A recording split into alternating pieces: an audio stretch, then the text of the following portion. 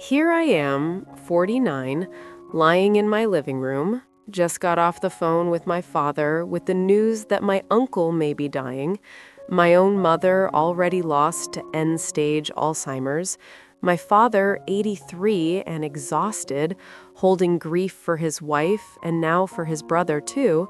And just 2 hours ago, I tucked my daughter into bed, kissed her forehead, turned on a movie, and without warning, the thought landed heavy and absolute.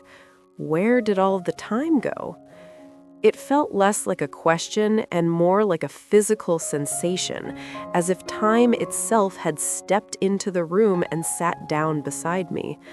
I remember with painful clarity my father carrying me to the car as a child from this very uncle's house, my head on his shoulder, half asleep while the adults played cards all night, their voices low and calm, the smell of coffee, the soft safety of knowing nothing was required of me except to exist.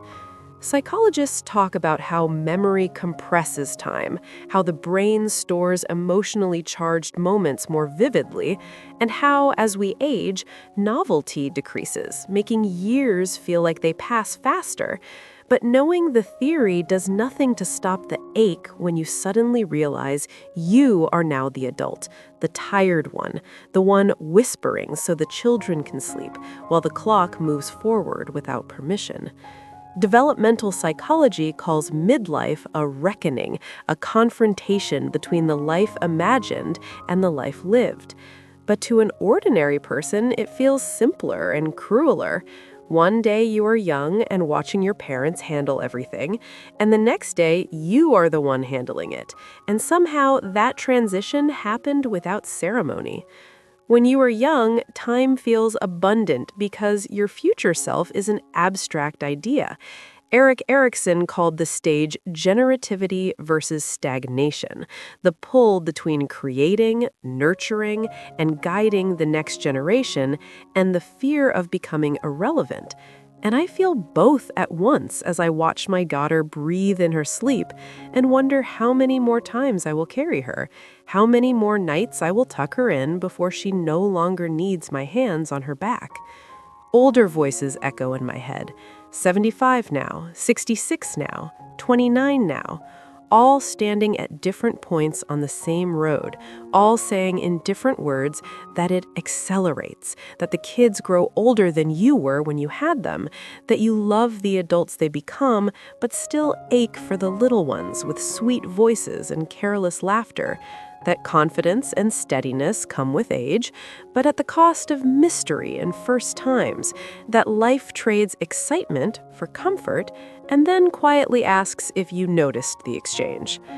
From a psychological lens, this is the moment when mortality becomes personal rather than theoretical, when the deaths are no longer distant grandparents, but parents, aunts, uncles, siblings, partners, when the protective illusion of endless tomorrows dissolves and grief stacks itself like dominoes, one illness, one funeral, one diagnosis after another. Yet, from the view of an ordinary person lying on a couch, it just feels unfair and fast, like someone pressed the fast-forward button while you were busy making dinner and paying bills. Younger voices say they are scared of the future, tired, overwhelmed. And what strikes me is the strange comfort and sadness of realizing that even those of us who survived, who built families and careers and memories, still miss being kids too, still long for the simplicity of playing without consequence. Because psychology doesn't erase nostalgia, it explains it. The brain associates childhood with safety and fewer responsibilities, so under stress, we yearn for it, even knowing it cannot return. And yet, there is also gratitude woven into this sorrow, a quieter emotion that arrives later, the awareness that to feel this loss means you were loved, that to grieve time means you were present for it, that memory itself is proof you lived. Time takes fast, yes, but it also gives deeply before it takes. And this is the tension of midlife and beyond, holding grief for what is gone while still standing in the middle of what remains, knowing you cannot slow the years, but you can, sometimes, choose how awake you are while they pass. From the perspective of later adulthood, psychology often speaks about integrity versus despair, the final life stage where people look back and either feel a sense of coherence or a sense of regret. But again, lived experience is messier than theory because integrity does not mean the absence of sadness, and gratitude does not cancel longing. I hear the voices of those in their 60s and 70s, watching spouses fight losing battles with cancer, retired at last with plans to travel the world, only to discover that time is not impressed by plans, that love does not protect you from loss, and that the most painful illusion is thinking you have plenty of time. There is a quiet wisdom in these reflections that psychology recognizes as life review, the mind's natural tendency to revisit memories, to find meaning, to weave a narrative that says, "This was my life, and it mattered." And yet, even in this reflective phase, there is fear. Fear of diminishing futures, of doors closing without warning, of counting not years, but remaining experiences. How many dogs are left in my life? How many summers? How many holidays with everyone still alive? To an ordinary person, this feels like standing in a hallway where some doors are already shut, others are closing, and a few remain open, glowing softly, asking to be walked through with intention. The paradox of aging is that emotional regulation often improves. You feel steadier, less reactive, more comfortable with who you are, while simultaneously the stakes feel higher because loss is no longer hypothetical. You know now, in your bones, that bad times eventually end, but you also know that some endings are permanent, and this knowledge reshapes joy into something more tender and fragile. Younger people fear the future because it is unknown. Older people fear it because it is known too well, and both fears are valid, two sides of the same human condition. Yet, woven through these reflections is a gentle, persistent message that psychologists call meaning-making and ordinary people call wisdom, that joy does not belong exclusively to youth, that whimsy can still be found in small daily moments, that grief and gratitude can coexist without canceling each other out.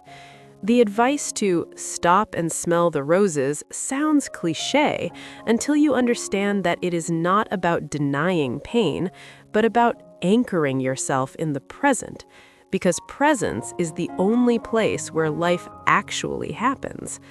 When people say they miss being kids, they're not just missing the absence of responsibility, they are missing immersion, the way time slowed when attention was total. And the invitation of later life is to reclaim that immersion deliberately, listening fully, loving intentionally, noticing the ordinary beauty that once passed unnoticed. Psychology tells us that well-being in older age is less about happiness as excitement and more about contentment, connection, and acceptance. And the ordinary observer might say it more simply: you learn to hold what you have gently because you know how easily it can be taken. There is sorrow in realizing you would not necessarily choose to relive the past even if you could, because without the knowledge that the pain would end, it might be unbearable to walk through again. And yet that same pain shaped your capacity for empathy, depth, and love. Doors close, yes, but others open inward. Deeper relationships, quieter joy, a clearer sense of what matters and what never did. Time still goes fast, faster even, but there is a subtle shift where you stop trying to outrun it and instead walk alongside it, aware, grateful, grieving, alive. And perhaps this is the most human conclusion, shared by psychologists and everyday people alike, that a good life is not one without loss, but one where loss does not erase meaning, where memory becomes a bridge rather than a burden, and where, as time accelerates, you learn to live more slowly inside it, loving fiercely, forgiving often, and recognizing, at last, that every age carries its own fragile, irreplaceable beauty.